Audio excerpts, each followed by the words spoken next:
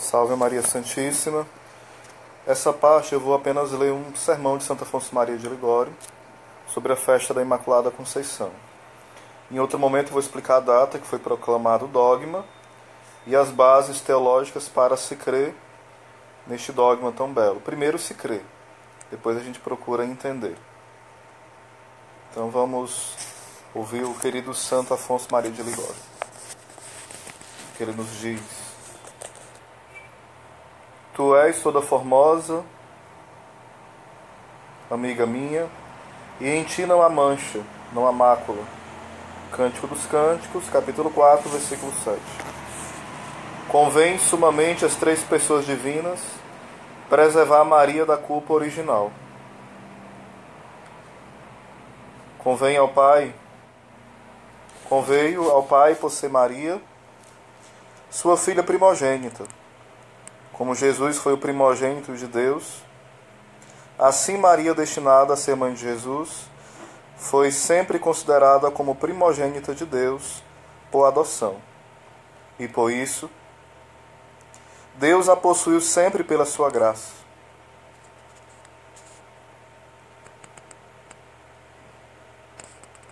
Provérbios 8, versículo 28, versículo 22. Provérbios 8, versículo 22. Mostra uma prefiguração, como eu falava antes, em outro vídeo, de Nossa Senhora, que o Senhor a possuía, Aí simboliza a presença da Virgem Maria, que já era possuída pela graça de Deus. O Senhor me possui no princípio dos seus caminhos. Para a honra do Filho, conveio, portanto, que o Pai preservasse a mãe de toda mácula do pecado. Convenho ainda, porque Deus destinou esta sua filha para esmagar a cabeça da serpente infernal, que seduzir o homem, conforme o que se lê. Ela te esmagará a cabeça. Como podia, pois, permitir que fosse Maria a primeira escrava do demônio? Mas Maria foi destinada para advogada dos pecadores. E daí conveio que Deus a preservasse da culpa, a fim de que não parecesse cúmplice do mesmo delito dos homens, pelas quais deveria interceder. Conveio que o filho tivesse uma mãe imaculada. Ele mesmo a escolheu por mãe. Não se pode crer que um filho, podendo ter por mãe uma rainha, a quisesse escrava. Como então imaginar que o Verbo eterno, podendo ter uma mãe imaculada e sempre amiga de Deus, a quisesse manchada e há algum tempo inimiga de Deus? Ainda mais diz Santo Agostinho: Caro Christis, caro estes Maria. A carne de Cristo é a carne de Maria. Sim, o Filho de Deus teria tido o horror de se encarnar no seio de uma Santa Inês, de uma Santa Gertrudes, de uma Santa Teresa, pois estas virgens santas, antes do batismo, estiveram manchadas pelo pecado, de modo que o demônio teria podido lançar-lhe ao rosto, que possuía a mesma carne, que já há algum tempo lhe estivera sujeito. Mas Jesus não teve horror de encarnar-se no seio de Maria, porque Maria foi sempre pura e imaculada. Acrescenta São Tomás de Aquino que Maria foi preservada de toda culpa atual, posto que venial, porque sem isso não teria sido digna de mãe de Deus. Ora, quanto menos digna teria sido se tivera sido manchada pelo pecado original. Boa tarde, Leide. Deus abençoe, irmã. Ora, quanto menos digna teria sido se tivera sido manchada pelo pecado original, que torna a alma odiosa aos olhos de Deus? É uma pergunta, Esse odiosa quer dizer assim, que Deus rejeita, o pecado, nesse sentido. Conveio ao Espírito Santo que a sua esposa predileta ficasse imaculada, sendo decretada a redenção dos homens. Caídos no pecado, quis que esta sua esposa remida de um modo mais nobre, preservando-a de cair em pecado. Se Deus preservou da corrupção o corpo morto de Maria, quanto mais não devemos crer que preservasse a alma da Virgem da corrupção do pecado. Por isso o esposo divino a chamou horto fechado e fonte selada. Porque na alma bendita de Maria os inimigos nunca penetraram. Elogiou-a, ainda chamando-a toda formosa, sempre amiga e toda pura. És toda formosa, amiga minha, e em ti não há mancha. Ó minha Senhora formosíssima, alegro-me de ver-vos tão querida de Deus, pela vossa pureza e formosura, e dou graças a Deus por vos haver preservado de toda culpa. Aqui é um pouquinho do sermão de Santo Afonso Maria de Ligório. É interessante também que, se a gente for fazer uma comparação, a gente pode dizer assim, a lógica que a gente pode usar, né? Olha, se Maria foi preservada da culpa, Joaquim e Ana, que foram seus pais, foram. A gente usa essa lógica, pode usar, uma lógica matemática. Mas nós não somos chamados a usar na teologia, muitas vezes, lógicas matemáticas. A lógica de Deus não é a nossa. Então, o que acontece? Houve uma intervenção de Deus. Porque se a gente for usar essa lógica, a gente vai dizer que os pais de Joaquim e Ana foram imaculados, vai, e vai dar a entender que nunca houve pecado. Ou então a gente vai dizer que Deus foi injusto. A gente pode falar, como uma vez eu conversei com um amigo meu protestante, que é um amigo mesmo do coração, e ele falou, não, mas Deus seria injusto. Como é que ele cria Maria Imaculada e os outros ele não deixaria que fossem imaculados depois do pecado? Mas isso, irmãos, não é um pensamento correto. Porque Deus não é injusto quando escolheu Moisés para libertar o povo de Deus e não escolheu outros.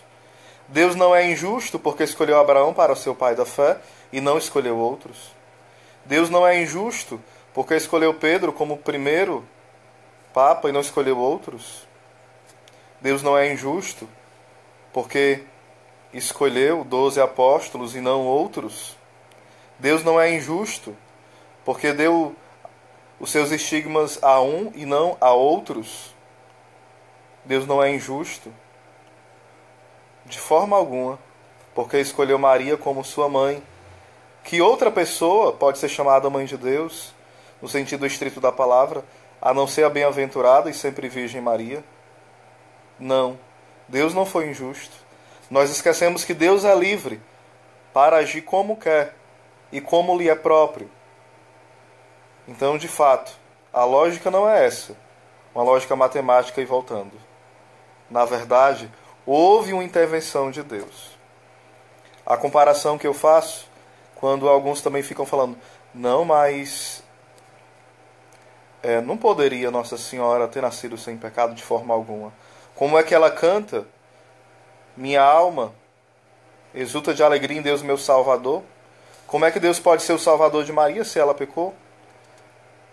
Essas perguntas ou perguntas parecidas, ou análises, mesmo que não seja com essa pergunta, até o próprio doutor Angélico, o grande doutor da Igreja de Santo Tomás de Aquino, em um período da sua vida, ele concebia que Nossa Senhora poderia ter sido concebida com pecado e por alguns segundos depois o pecado desapareceu. Até o doutor Angélico se equivocou. Dizem, não estudei a fundo ainda esse assunto, acerca de Santo Tomás de Aquino, que em outro momento ele foi entendendo, quando ele vai explicando a Ave Maria e outros pontos, né, que Nossa Senhora de fato era imaculada desde a Conceição. Desde a Conceição. Não se sabe ao certo acerca disso, né? Aliás, eu não sei ao certo acerca disso. Eu precisarei estudar melhor e dar uma resposta em outros vídeos no curso de Mariologia. Mas uma coisa é certa. Quando alguém fala, e como é que ela canta que Deus é o seu Salvador? De fato, Deus salva alguns os arrancando da situação de morte e da escravidão do demônio e do pecado. E há alguém especial, que é Nossa Senhora, Ele salvou preservando. Santa Teresinha, em outro aspecto que não esse, né? Ela chamaria de misericórdia preventiva. Mas no caso de Nossa Senhora aqui, houve uma preservação mesmo, de fato. Imagina que alguém vai tropeçando numa pedra. Antes de tropeçar, alguém avisa que tem a pedra ali. E aquela pessoa não tropeça. Ela foi preservada de tropeçar. Ou então a pessoa tropeça e alguém a levanta. Então ela foi ajudada depois da queda. Imagina que alguém está caindo no abismo. E aquela pessoa se segura em um local, mas está prestes a cair no abismo, e vê alguém segura na mão e levanta e a tira do abismo. Foi salva. Mas imagina que alguém fosse salvo antes de chegar perto do abismo e não caísse de forma alguma naquele abismo. O que é melhor? Não cair no abismo ou ser salvo do abismo? Imagine também essa situação. Alguém é sequestrado e alguém paga o resgate e liberta aquela pessoa dos sequestradores. Mas imagine outra situação, aonde aquela pessoa é avisada que existem sequestradores que a querem tomar como refém, e aquela pessoa consegue sair e os sequestradores nem conseguem chegar perto dela de forma alguma, porque ela foi preservada de ser sequestrada. O que seria melhor? O melhor é não ser sequestrado. Nossa Senhora não foi sequestrada pelo inimigo infernal. Nossa Senhora não tropeçou na pedra do pecado. Nossa Senhora não caiu no abismo do pecado. E isso mostra, de forma análoga, a Imaculada Conceição. Em outra passagem, outra analogia a gente poderia usar, a analogia de um acidente. Imagina que você vai na pista, vai na BR, e um carro pega você, você fica numa situação difícil de saúde, todo quebrado. Perna, braço, você é cuidado no hospital pelo médico, vai ter todos os tratamentos, terapia e fica bom. Alguém te levou, você foi salvo. Mas imagina que antes de chegar na BR, alguém te livra daquele carro que vinha desgovernado. E te livra com uma delicadeza muito grande, sem que você leve nenhum arranhão. O que é melhor? As duas coisas são boas, mas o que é melhor? É nunca se acidentar em um acidente como esse, desastroso. Pois Nossa Senhora não foi acidentada pelo pecado. Por aquele que quer governar o carro e vir de forma muito veloz para cima e ferir Nossa Senhora com acidente. Esse inimigo infernal não conseguiu acidentar Nossa Senhora, nem arranhá-la de forma alguma. Eis um pouquinho de forma análoga, um pouquinho do mistério da Imaculada Conceição. Nós podemos falar um pouquinho sobre a bula depois, como foi proclamado o dogma, o que aponta isso. A Igreja é Imaculada, e Nossa Senhora é mãe da Igreja e é modelo da Igreja. É a primeira Igreja, como fala Hans von Balthasar, e também o querido Cardeal Ratzinger, nosso querido Papa Emérito Bento XVI. Maria, modelo da primeira Igreja. Então, a Virgem Maria é imaculada e a Igreja é imaculada. Então, é um pouquinho aqui da Imaculada Conceição, certo? Maria foi concebida sem pecado. Ou seja, não é que ela nasceu sem pecado somente. Ela foi concebida. No primeiro momento da existência de Nossa Senhora, ali não havia pecado, nunca foi tocada pelo pecado. Ou seja, o Senhor a preservou. E alguém poderia dizer, mas como pode acontecer? Como é que Deus pode salvá-la? Se nem sequer Deus tinha morrido na cruz. Mas para Deus, Deus não está preso ao tempo. Deus entrou na história, é claro, mas Deus não está preso ao tempo. As ações de Deus, elas refletem em toda a história. Assim como os homens do passado, do presente, foram salvos e dos futuros serão salvos pelo sangue redentor de Cristo. Então, em um mistério de amor, Nossa Senhora foi salva. Mas não foi salva somente no sentido de que ela estava cheia de pecado. Não. O Senhor a preservou do pecado.